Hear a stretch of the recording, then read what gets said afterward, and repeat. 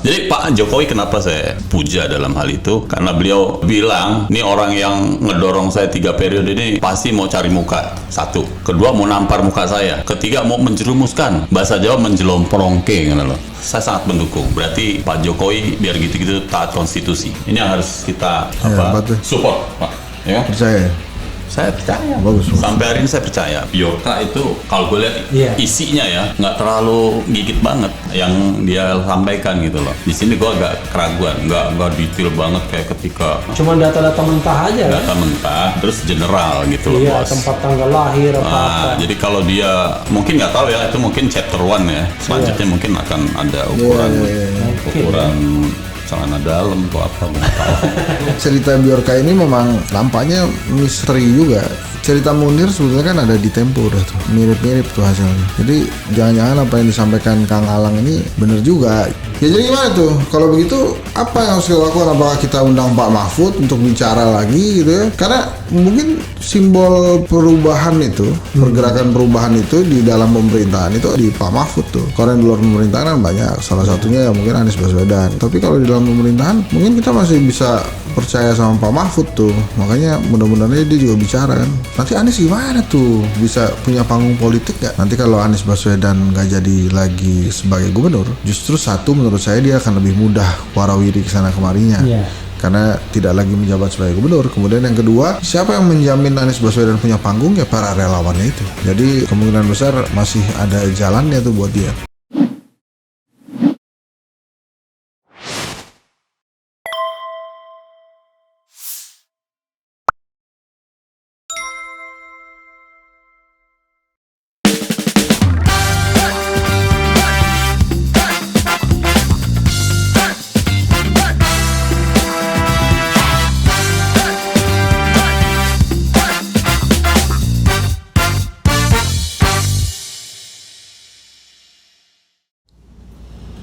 Assalamualaikum warahmatullahi wabarakatuh, sobat RH sekalian.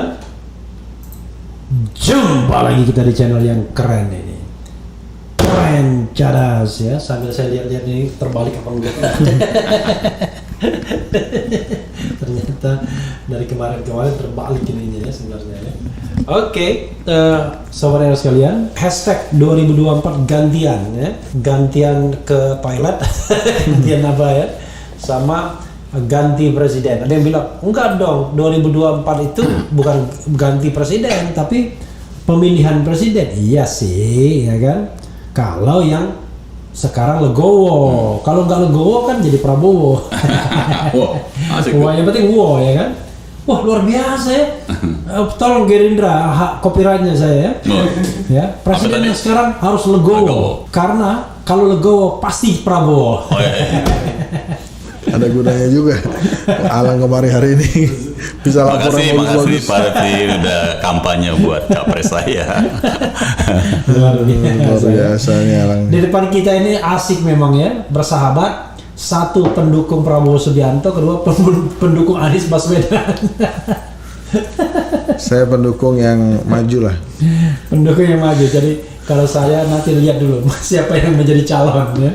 Kita dukung orang, tapi calon aja kagak. Makanya kita dukung yang maju. Cuma bro, kalau kita patokannya sobat era sekalian, itu jelas ya kan preferensinya kemana. Kalau sobat RH ini kemarin kita sudah lakukan polling, hasilnya adalah and the winner is Anies pasti. Oh iya. Jadi belum ya nih. Nah, jika pilpres dilakukan hari ini, siapa yang akan Anda pilih? Yang voting itu 38.000, tapi belum banyak 38.000 itu ya. Oke, silakan. Anies Baswedan 84%. Luar biasa. Ganjar Pranowo 9%, Prabowo Subianto 7%. Itu sebelum dimintai keterangan oleh KPK atau sudah? Setelah dimintai keterangan. Mantap betul. Kalau ya, tapi ini di pollingnya RH Channel ya. Kalau di polling RH Channel kan kita nggak bisa kontrol, nggak bisa apa. Pokoknya as it is apa adanya. Misalnya Bung Henry Hensat mau minta apa? Biar saya pollingkan misalnya. Apa ya? Ya itulah. Berapa orang tuh yang setuju presiden bisa maju lagi jadi wapres? Oke ya, kita pollingkan sambil Bung Alang silakan menciptakan kenapa ada lagu itu gitu. Lagu apa? 2024 gantian. Iya. Lagu itu sebenarnya memperkuat saja. Saya tuh sebenarnya dalam hal 2024 gantian itu adalah idenya dari Pak Jokowi sendiri. Habis itu saya lihat ada temennya nih, Bung Hendri Satrio nih. Wah, ini ada satu sama. Jadi Pak Jokowi kenapa saya puja dalam hal itu? Karena beliau bilang, ini orang yang ngedorong saya 3 periode ini pasti mau cari muka. Satu. Kedua mau nampar muka saya. Ketiga mau menjerumuskan. Bahasa Jawa menjelomprongke gitu loh. Nah, jadi saya sangat mendukung. Berarti Pak Jokowi biar gitu-gitu taat konstitusi. Ini yang harus kita support, Pak. Ya kan? Percaya. Saya percaya. Bagus. Sampai hari ini saya percaya bahwa beliau sebab tidak pernah beliau bilang terang-terangan saya mau 3 periode gitu. Ayo para pakar-pakar hukum tata negara bekerja untuk merumuskan apakah ini sahih atau tidak kalau saya 3 periode. Tidak pernah. Tapi Bapak Jokowi selalu bilang, sudah saya taat konstitusi. Satu. Yang kedua, kalau ada orang yang mau mencalonkan saya 3 periode, itu orang cari muka. Yang kedua, dia pasti mau menampar muka saya. Yang ketiga, itu ada penjelomprongke, mau ngejorokin saya. Saya percaya itu. Wow, itu udah berubah. Kenapa? Satu lagi dia bilang Apa? taat konstitusi ya. Yang kedua taat kehendak rakyat. Itu kan bahaya itu. Iya, Demokrasi dia bilang. rakyat itu yang dimaksud Pak Jokowi, rakyat itu yang taat pada konstitusi. Gitu, Bos. Nah, terus bersayap tuh. Ya memang. Kalau konstitusinya berubah, dia taat juga. Ikut maju. Itu dia, makanya saya tidak pernah secara eksplisit Pak Jokowi bicara seperti yang saya bilang tadi. Gue mau 3 periode ini. Saya percaya Pak Jokowi gentleman. Kalau mau 3 periode pasti dia bilang. Oke. Dan saya percaya beliau taat konstitusi. Oke. Kalau enggak, dia pasti akan dihujat oleh seluruh rakyat Indonesia. Ya itu tadi, karena Jokowi adalah kita kan. Kalau kita nggak setuju dia 3 periode, mestinya dia nggak setuju. Kan Jokowi adalah kita. Iya. Konstitusi. Saya masih atur berpegang 2 itu. kali. Ya. Makanya saya bilang, saya tegaskan 2024 gantian. Oke. Konstitusional banget. Konstitusi mengatur pemilihan presiden. Nah, kan? Gitu 2 kan? kali. Ini juga nih. Konstitusi atur 2 kali. Nah. Masa jabatan pemimpin negeri. Kalau 3 kali masuk penalti. Tak boleh diperpanjang lagi. Nah. Cukup sudah 2 kali. 2 kali. Itu kan. Nah, kita juga pollingkan ya, apakah Anda setuju presiden yang sudah menjabat 2 periode bisa dicalonkan sebagai wakil presiden? Nah, oke. Bro, Iya, iya. Anda ingin memulainya? Boleh, Anda mau tanya saya atau saya tanya Anda? Saya tanya Bang Refli aja sebagai Oke. pakar hukum tata negara itu kenapa itu kemudian ada perkataan kalau MK itu ngomongnya tidak dilarang Iya. untuk maju lagi sebagai calon wakil presiden. Maksudnya gimana tuh? Oke, jadi konstitusi mengatakan ya, presiden dan wakil presiden menjabat selama 5 tahun dan sesudahnya dapat dipilih kembali untuk jabatan yang sama selama 5 tahun, ya kan, untuk jabatan yang sama, kurang lebih begitu konstitusinya. Nah, dari situ kemudian ditafsirkan bahwa ada yang namanya aturan mengenai, saya bacakan persis ya, jangan sampai kemudian Iya. kayak Pancasilanya ketua DPRD di sebuah daerah. Nggak hafal Pancasilanya. Udah mundur Ini persisnya ya. Presiden dan wakil presiden memegang jabatan selama 5 tahun, oke? Dan sesudahnya dapat dipilih kembali dalam jabatan yang sama hanya untuk 1 kali masa jabatan. Nah, jadi sobat era sekalian, dan sesudahnya konstitusi jelas mengatakan bahwa presiden dan wakil presiden memegang jabatannya selama 5 tahun, oke? Dan sesudahnya dapat dipilih kembali untuk 1 kali masa jabatan. Dari situ kemudian orang mengatakan bahwa ada pembatasan presiden dan wakil presiden itu 2 periode saja. Cuma yang menjadi perdebatan adalah, ya kan, bagaimana kalau dia sudah jadi wakil presiden 2 periode, tapi dia ingin menjadi presiden, kan begitu? Ingin menjadi presiden. Dan bagaimana kalau dia sudah menjabat Presiden 2 kali. 2 kali, dia pengen jadi wakil presiden? Luar biasa. Kira-kira gampangnya adalah bagaimana kalau JK ingin menjadi presiden, kemudian bagaimana Jokowi ingin jadi wakil presiden. Nah, saya dengan firm mengatakan kalau JK ingin menjadi calon presiden, itu tidak ada halangan konstitusionalnya. Tidak ada halangan konstitusionalnya sama sekali. Oke? Karena kalau dia presiden nggak mungkin diturun jadi wakil presiden kan begitu? Ya. Sehingga ketentuan 2 periode masa jabatan yang sama tadi itu tidak akan terlanggar, tidak ada punya potensi terlanggar. Tapi kalau presiden itu punya potensi terlanggar kalau dia misalnya Pak Jokowi ingin jadi wakil presiden, tiba-tiba di tengah jalan berhalangan tetap atau di-impeach, dipecat dan lain sebagainya, maka Pak Jokowi akan menjadi presiden setelah menjabat 2 periode. Nah, inilah potensi benturan konstitusi. Karena itu, kalau mau membaca konstitusi itu jangan hanya satu pendekatan saja, hanya textual interpretation yang masih berdebat juga kita kan. Tapi kita juga harus kaitkan dengan ketentuan pasal lainnya dan juga dengan background original intent historinya. Histori dari pembatasan masa jabatan ini apa? Yaitu membatasi masa jabatan karena Pak Harto tuh eksesif kan? Ya kan? Karena Pak Harto tuh eksesif dalam menjabat presiden selama era Orde Baru, maka satu hal yang langsung dibuat ketika reformasi tiba adalah pembatasan berapa kali seorang bisa menjabat presiden. 2 kali dan sebelum perubahan konstitusi dengan tap MPR dulu. Nah, itu artinya salah satu buah reformasi itu adalah membatasi masa jabatan presiden. Tujuan utama tuh. Tujuan utamanya bukan membatasi masa jabatan wakil presiden. Membatasi masa jabatan presiden, tujuan utamanya sebagai primus inter pares, sebagai the chief executive, ya, sebagai the head of state. Nah, karena itu tidak ada cara lain kecuali ditafsirkan kalau dia sudah menjadi 2 periode, menjadi presiden 2 periode, dia tidak boleh lagi dicalonkan untuk jabatan wakil presiden. Harus begitu membacanya. Kenapa?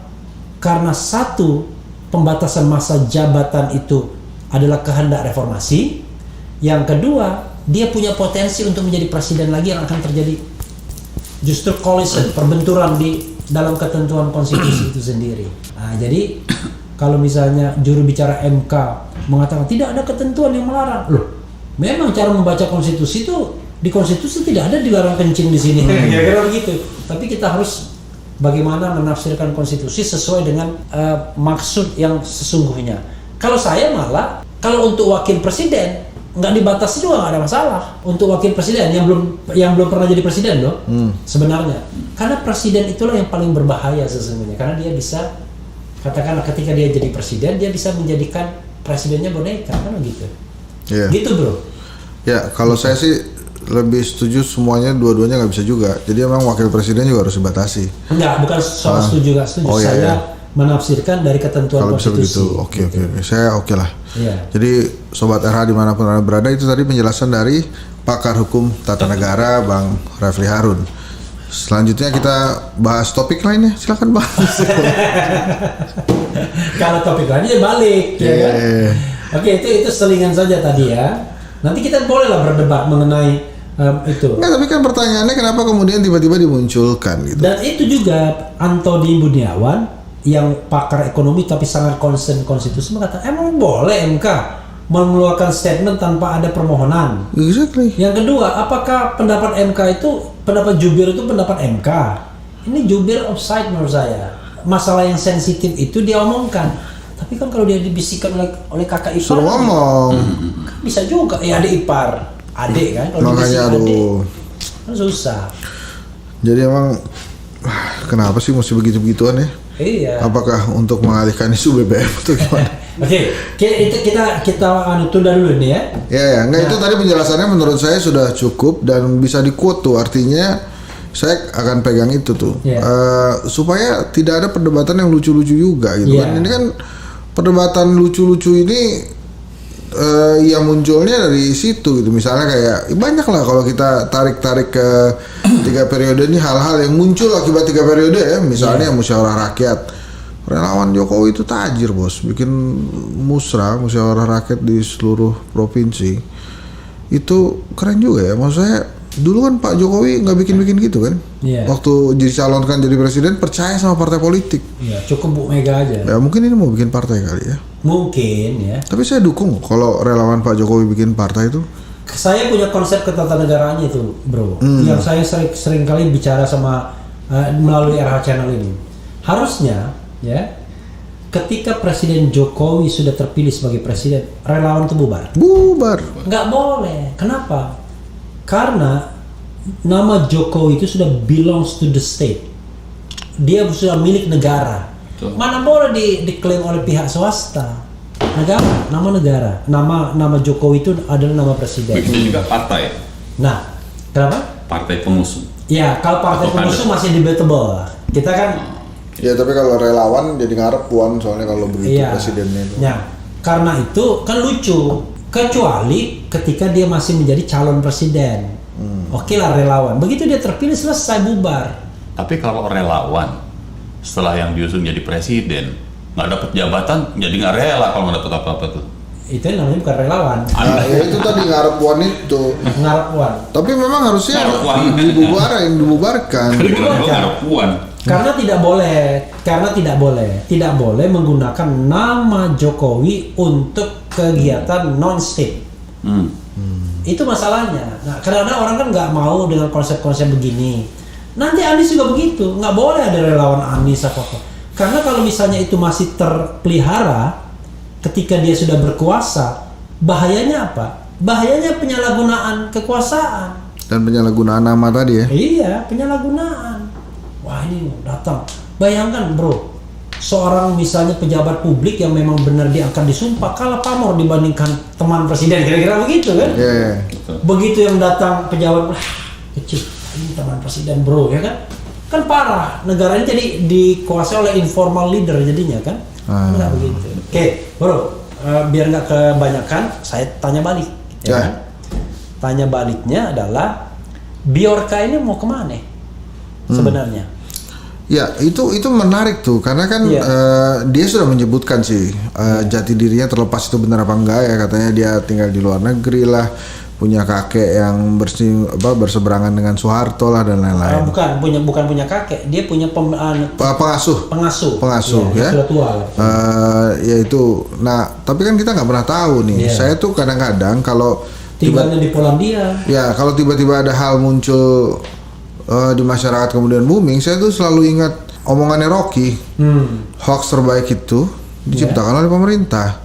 Jadi kan ini nggak jelas juga nih siapa dia gitu kan. Ya kalau spill data gitu misalnya, yang mungkin nggak terlalu important juga gitu ya. Iya. Ya buat pengalihan perhatian atau melihat ada perjuangan apa sih di balik ini, dan ini kan sangat berdekatan dengan RUU RDP itu ya. Iya. Yang akan disahkan itu data-data masyarakat itu. Jadi kalau ditanya ini arahnya kemana, saya nggak tahu. Tapi yang jelas apa yang dilakukan Bjorka ini seperti menjawab keresahan masyarakat juga. Jadi kalau Bang Refli ikut, yang akun Twitternya Bjorka itu kan disuspend beberapa kali tuh. Iya. Dia Bjorkanism, terus kemudian Bjorkanya pakai X, Ente terus sekarang follow semua gue. Tapi semua disuspend juga. Bjorka God apa tuh ya? Itu kalau dilihat banyak sekali mention dia itu untuk bertanya kasus Munir, kasus Sambo, kasus macam-macam gitu.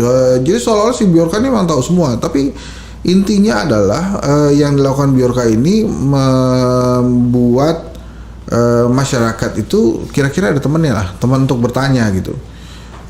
Terlepas itu asli apa enggak atau siapakah Bjorka, kemudian mau dibawa kemana. Ya kita lihat aja nanti sampai ujungnya tuh. Ini kita tesnya gampang.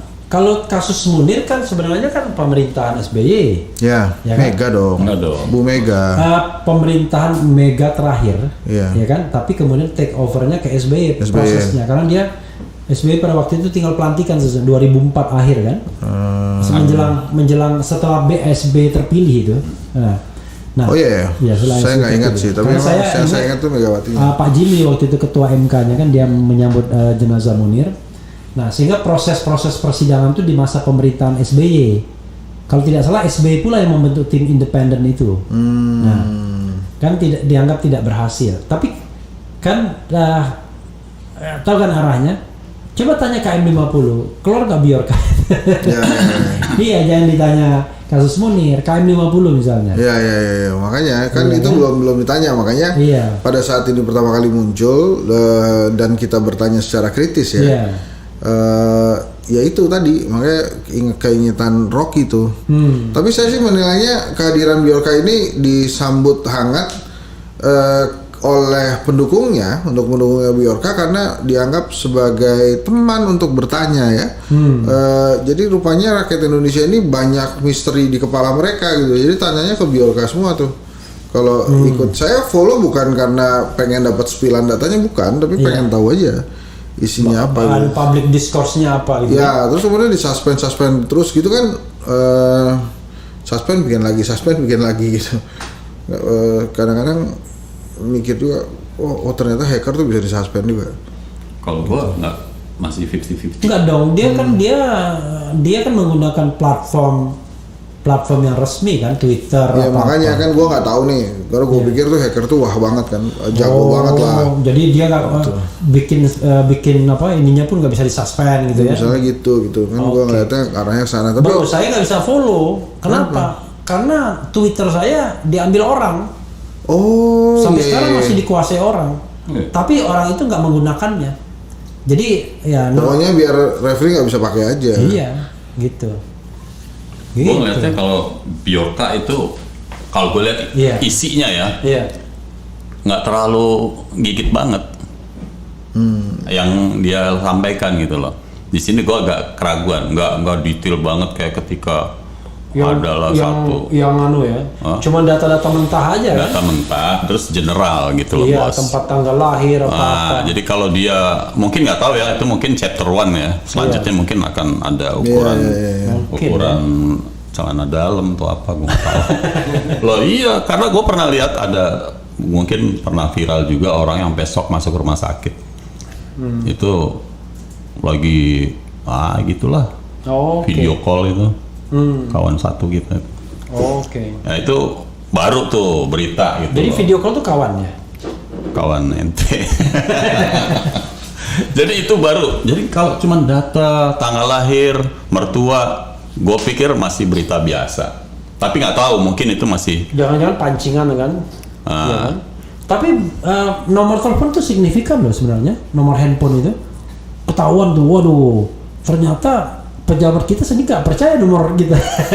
Tapi gini bos, kalau cuma sampai nomor telepon, nomor luar negeri juga. Dia bisa ganti gitu loh, bisa ganti-ganti. Tapi kalau yang sesuatu banget kayak siapa tuh, yang baru-baru viral tuh, yang Bambang Tri, itu baru tuh, itu baru berita. Kalau ngomong Bambang Tri itu di sini, ini permintaan pemirsa nggak memperhatikan kita yang ngomong. Bambang Tri aja. Bang banyak banget tuh yang komen tuh. Bambang Tri.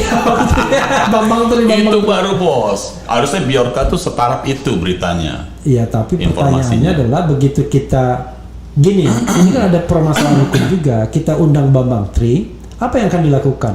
Menyebarkan berita bohong. Berita aslinya kita kagak tahu. Bukan, maksud aneh itu Bjorka. I know. Kalau ngasih kebocoran yang setingkat I itu, know. ya kan? Tapi maksud saya. Oh, ini permintaan orang. Iya. Oh, jangan. Kita undang Bambang Tri, kita dianggap menyebarkan berita bohong. Iya. Cuman anehnya berita aslinya kita kagak tahu. Yang menyebarkan berita bohong yang sudah pasti harus dihukum itu Sambo sama Putri Chandrawati, itu jelas itu. Iya. Bullshit Sambo. Iya. Alalalong. Tadi ada juga sebenarnya. Hayo. Iya, saya lupa di sini. Hayo Sambo. Gua ada lagunya si Remi Silado. Gua dulu belajar sama Remi Silado awalnya bos. Oke. Gua dulu Sumbang tuh anak buahnya dia tuh belajar. Ada lagu Kurun Jungkir Balik. Belajar sama Remi Silado usia sekarang masih 23. Gua dulu masih SMA. Oh. Sekarang gua Dulu tapi 40 tahun yang lalu. iya. Gua SMA tuh. Waktu tuh dulu Sumbang lagi ngetot-ngetotnya. Gua lagi belajar. Kalau bulan bisa ngomong. Iya. Ada bilang. Setelah dia putus asa dengan lagu balap, lagu pop aja yang bikin dia ngetop. Itu lagu keren loh. Kurun Jungkir Balik tuh. Iya. Kita berada di suatu kurun jungkir balik di mana rumput yang mencari kuda. Wah, jadi sekarang ini semua logika terbalik bos. Tadi ente bilang, menyampaikan kebenaran ya lu ada tuh. Iya. Dibilang Berita bohong. bohong. Nah itulah. Tuh kalau Remi Silado dulu pernah nulis tuh. Oke. Ya makanya cerita Bjorka ini memang nampaknya misteri juga itu tadi. Cerita Munir sebetulnya kan ada di Tempo udah tuh. Ya. Mirip-mirip tuh hasilnya. Jadi jangan-jangan apa yang disampaikan Kang Alang ini bener juga gitu. Tapi gue sih mengapresiasi aja segala bentuk anti establishment itu ya. Iya. Jadi ya sekalian juga masyarakat pemerintah itu pada saat dia 4.0, nah ini belum ready loh ternyata. Dan bagaimana menjaga data masyarakat itu kan bukan cuma menjaga data masyarakatnya, tapi menjaga masyarakat supaya tidak seperti temen lo itu dibocorin nggak jelas, itu kan kasihan juga. Jadi kalau saya melihat ya, yang paling gawat itu ketika Pak Jokowi itu membentuk tim sus ya untuk menghadapi Bjorka ini yang kita nggak jelas bentuknya itu, saya agak sedih sedikit bro. Kenapa dia agak bentuk tim khusus untuk audit polisi kita ya, Polri kita yang dengan adanya kasus Sambo ini kan kelihatan betul masalahnya kan, di Satgasus gitu-gitu ya. Ya itu nggak dibahas Satgasus tuh. Iya. Bubar aja. Bubar aja. Nggak ada auditnya, nggak ada. Ditanya Kan uangnya harusnya kemana kan aja. Pak Jokowi kalau mau bertanggung jawab bikin tuh audit independen terhadap Satgasus kan sebagai pintu masuk untuk pembenahan. Kita nggak benci tapi pembenahan kan.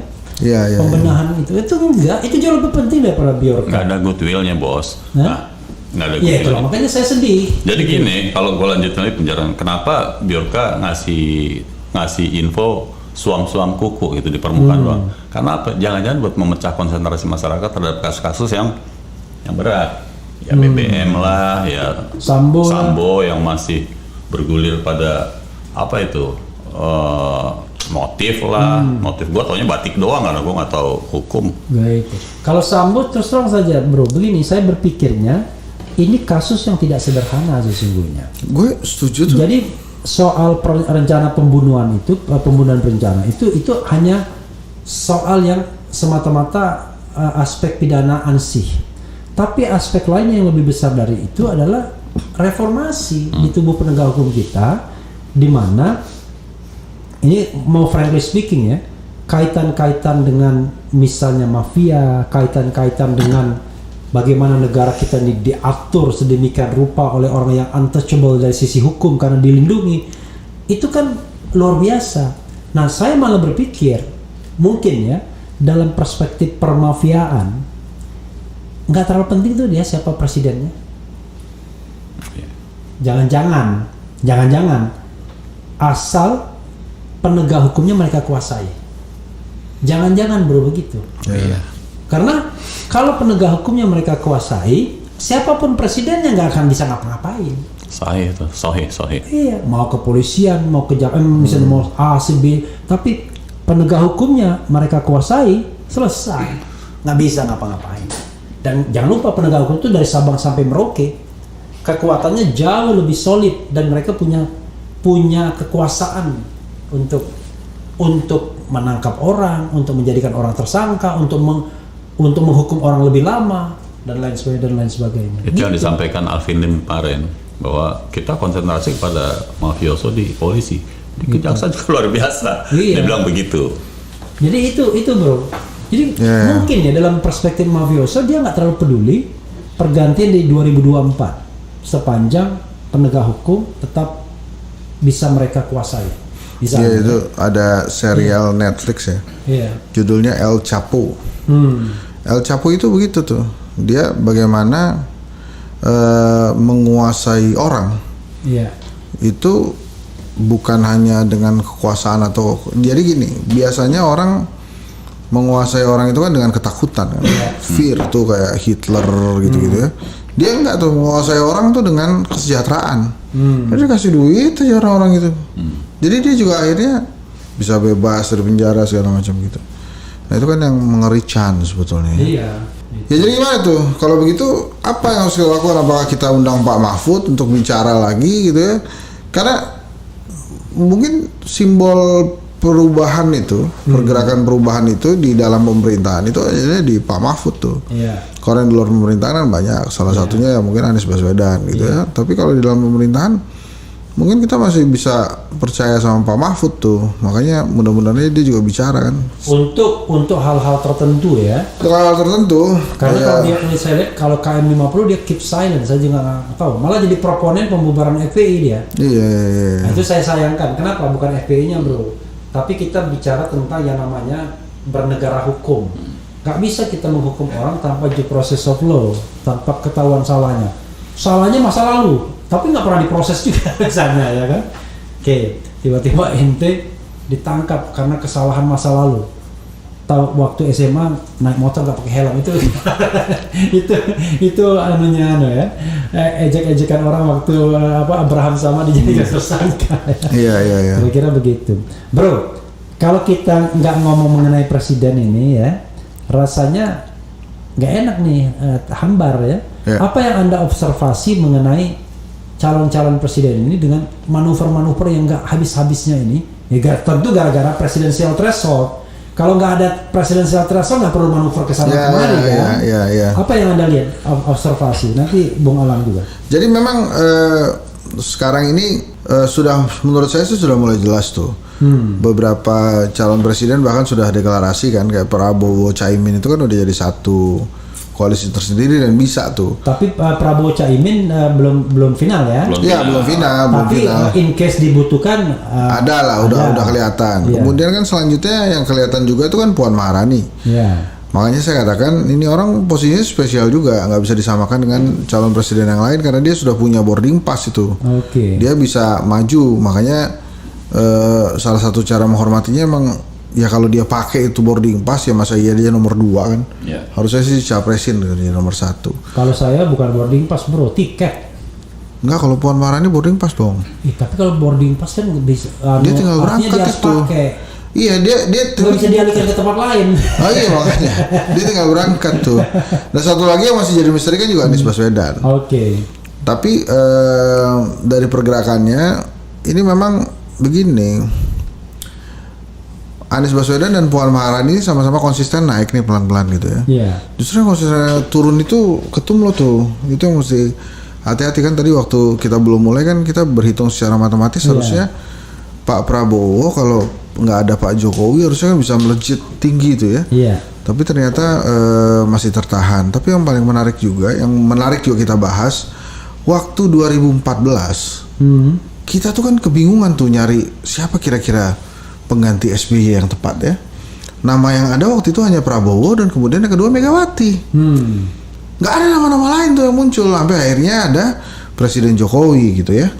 Nah sekarang ini untuk 2024 nama calon presiden tuh banyak sekali bro. Banyak. Jadi kalau kita mau bahas tuh nggak bisa habis-habisnya. Kalau waktu itu terbatas tuh. Karena standarnya direndahkan atau gimana?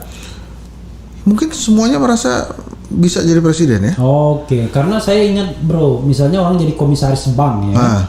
Itu kan ada ujian Fit kompetensi propernya, betul tuh. Fit and proper test Iya. dari OJK. Semua nggak cuma bank, yang finansial termasuk asuransi Iya. juga ada tuh. OJK bertanya, ini standarnya mau standar umum atau standar disesuaikan? So kalau standar yang umum kan takutnya yang relawan-relawan nggak dapet ya kan, misalnya begitu. Itu busik-busik tetangganya begitu. Nggak, jadi makanya menarik juga. Nanti kita dengarkan juga komentarnya Bang Alang gitu ya. Kenapa sekarang tiba-tiba banyak banget orang yang merasa bisa jadi presiden gitu. Iya. Kalau menurut saya jadi presiden tuh gampang tuh. Susahnya itu jadi calon presiden susah tuh. Oh iya. Karena mesti ada tiketnya kan. Iya. Nanti kalau udah jadi sih tinggal pilih menteri yang tepat aja. Terus kan ada contohnya juga Pak Jokowi kan sudah melakukan kerja-kerja baik banyak kan. Iya. Pak Jokowi itu.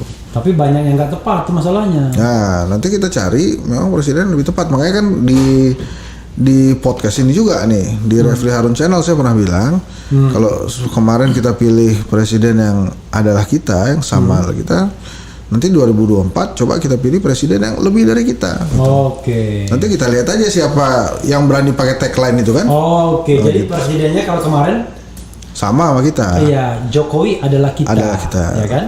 Tapi besok harus bilang si X lebih dari kita, ya kan? Gitu. Jadi kalau Karena ada kalau permasalahan, adalah kita rata-rata artinya kelasnya kan? iya, ini misalnya ada permasalahan ekonomi nih, kita kepikiran, aduh BBM mesti naik nih atau ngutang aja, sama aja gitu pikirannya kan. Iya. Makanya kalau yang lebih dari kita tuh, ya kita mesti lihat Bisa juga out tuh of the box dia. apa idenya gitu kan nanti. Oke. Gitu. Ya mudah-mudahan lah, mudah-mudahan. Henry Satrio ini ya. Tidak percuma sebagai pakar komunikasi politik. Makanya saya sampai godain tuh, saya bilang saya pernah deklarasi sebagai calon wakil presiden. Sebagai calon wakil presiden, program saya satu aja, saya tidak akan ganggu presiden saya selama 10 tahun. Terserah aja mau ngapain boleh. Gitu. Lama-lama saya pikir, saya deklarasi sekalian jadi calon presiden kan, sama kan, banyak yang sudah deklarasi jadi calon presiden kan, bakal calon presiden, gitu ya. Karena susahnya itu jadi calon presiden, Mas. Iya, karena kalau slot rakyat boleh 250 juta lebih atau 270 juta, tapi untuk menjadi calon wakil presiden cuma 4 slot aja dengan threshold 20% ini. Ya, maksimal. Jadi hanya 4 maksimal. Padahal slot 1 sudah mau dipakai Prabowo, tinggal 3 slot. Nah, ada Puan. Ada Puan. Satu lagi kan Koalisi Indonesia Barangkali tuh rebutan. Rebutan. Gitu. Makanya ya Jadi dari mana yang lain-lainnya ya? Ya. Makanya yang lain-lainnya itu berpikir kalau ada perubahan politik yang unusual ya kan? Akhirnya begitu. Bro, tadi bilang 11:30 mau jemput istri. Jadi saya teringat bro sama teman saya waktu saya kerja di sebuah media. Kan kita kalau kerja di media itu gampang, biasanya sampai malam-malam santai aja. Dia setiap jam 9 gelisah, ternyata takut ketinggalan kereta ke Depok. Saya bilang sama dia, kan di daerah sini juga, inilah ironi waktu itu berapa puluh tahun Indonesia merdeka kan. Bung Karno pada usia 40 tahun berpikir tentang kemerdekaan kita. Ini kamu 40 tahun berpikir gimana nggak ketinggalan kereta ke Depok? Jemput istri di mana, Mas Alang? Kenapa? Jemput istri di mana? Istri di rumah. Oh, jemput di rumah. Baik. Karena istri dia masih dalam masa pingitan namanya. Masa probasi. Asik. Saya mau minta Bung Hensat closing statement terhadap wrap up ya tema kita. Ya, jadi menurut saya memang masukan-masukan kritis kepada pemerintah itu harus dijaga oleh kita rakyat Indonesia, karena dari masukan-masukan kritis lah pemerintah bisa lebih dewasa dan bisa lebih mendengarkan apa yang ada di rakyat.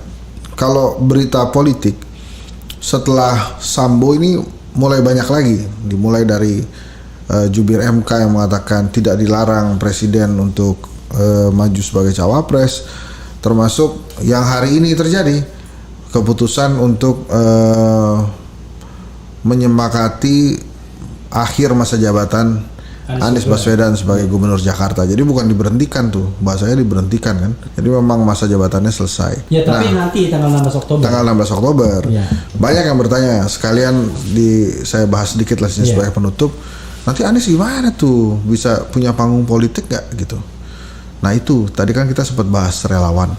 Nanti kalau Anies Baswedan nggak jadi lagi sebagai gubernur, justru satu menurut saya dia akan lebih mudah warawiri kesana kemarinya, karena tidak lagi menjabat sebagai gubernur. Kemudian yang kedua, siapa yang menjamin Anies Baswedan punya panggung? Ya para relawannya itu.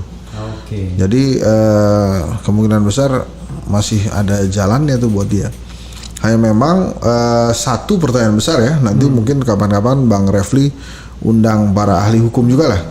Akankah selesai, benar-benar selesai, end of the story, dimintai keterangannya Anies Baswedan oleh KPK? Nah itu kan yang kita belum tahu, karena ya mudah-mudahan saya sudah selesai, karena kita punya presiden yang namanya SBY dan Pak Jokowi itu karena presiden sebelumnya mempersilahkan mereka untuk maju, jadi tidak dihalang-halangi, malah justru diberikan dukungan sebagai ya anak bangsa yang mencalonkan diri. Jadi dukungannya itu bukan dukungan suara, tapi dipersilahkan maju. Dan mudah-mudahan saja nanti 2024 itu yang maju. Dipersilahkan SBY maju untuk nantang dirinya. Iya, bahkan itu oke tuh. Dan harusnya itu bisa menjadi sinyalemen bagus dalam demokrasi. Jadi ya kita tunggu saja siapa calon presiden nanti yang bisa mendapatkan tiket dari partai politik. Walaupun sampai hari ini menurut saya ada beberapa tuh yang sudah pastikan Mbak Puan. Yeah. Kemudian kalau Prabowo Caimin maju bisa jadi Prabowo, ya kita tunggu saja. Satu lagi apakah KIB akan mencalonkan presiden.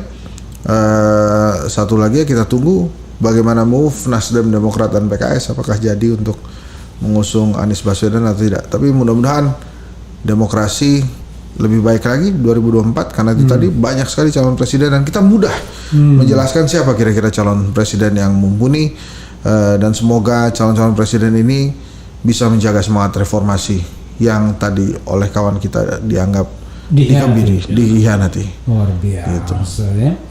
Tapi beliau ini suruh wrap up dan closing statement, dia bikin permasalahan baru lagi untuk berikutnya yang menggelitik saya untuk menjawab, tapi tidak boleh ya kan sebagai host. Ini saya berkewajiban membacakan polling yang kita sudah buat tadi.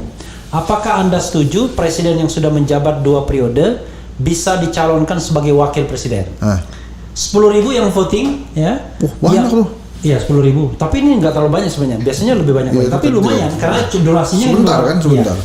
Setuju tuh 8% setuju. Yang tidak setuju tuh 91%. Oh, oke. Yang ragu-ragu 1%. Jadi kita kasih room buat ragu-ragu. 1% saja. Nah, jadi ya itulah jawabannya 91% yang menyatakan tidak setuju, ya kan? Jadi sesuai dengan pendapat konstitusionalnya Refli Harun kan? Iya. Tapi ini faktanya, tadi pendapatnya kan? Ya pendapat bisa aja berbeda dengan jubir MK, berbeda dengan yang lain, itu soal lain ya. Oke, yang kemarin-kemarin sudah di polling kan? Ya saya bacakan lagi karena relevan, karena gara-gara disebut-sebut tadi kan? Jika pilpres dilakukan hari ini, biasa surveyor kan? Hari ini ya kan? Hari ini, kemarin juga hari ini juga ya kan? Ya kan? Siapa yang akan Anda pilih? Ternyata Anies Baswedan N-nya double terpaksa. Anies Baswedan N-nya double gara-gara keketik kelebihan ketiknya 84%. Kenapa Anies duluan? Karena namanya A. Ya kan? B. Ganjar Pranowo G kan? Ganjar Pranowo 9% dan Prabowo 7%. Nah, jadi kalau seandainya yang sabar bro. Itu kalau sebentar. Iya. Karena gue dikagetin, gue jadi ingat. Dia kaget beneran. Dulu Ahok juga pollingnya tinggi loh. Iya. Anies di bawahnya. Iya. Akhirnya Anies yang jadi. Tapi waktu itu RH Channel belum ada. Enggak, gue cuma ngasih gambar. Politik. Dan ini yang tadi yang mempolling itu 38.000 yang untuk Anies Baswedan tadi ya. Saya nonton tuh waktu Bang Refli membacakan berita tentang Anies dimintai keterangan itu kan, baca berita yang saya komen tuh kan, di Detik tuh kan. Oh jadi ini handshot maksudnya begini nih, dijelasin. Itu juga tuh ya, mudah-mudahan. Tidak hanya komennya tapi judulnya pun handshot juga. Ya mudah-mudahan lah ya, apa yang sudah dilakukan Pak Jokowi selama ini baik, dan mudah-mudahan pemimpin berikutnya bisa mengambil yang baik-baik. Iyalah, dan kita terima kasih juga kepada pejuang-pejuang demokrasi. Tentu Pak Jokowi bagian di dalamnya ya kan, yaitu yang bisa memberikan kemewahan kepada warga negara untuk bisa berpendapat, nge-YouTube ya kan, tanpa kemudian dipanggil oleh Laksus. Kalau zaman dulu kan dipanggil Laksus dan lain sebagainya. Nah ini kemewahan yang kita dapat juga dengan nyanyi lagu. Karena itu tetap hashtag 2024 gantian. Wassalamualaikum warahmatullahi wabarakatuh. Waalaikumsalam warahmatullahi wabarakatuh. Ya.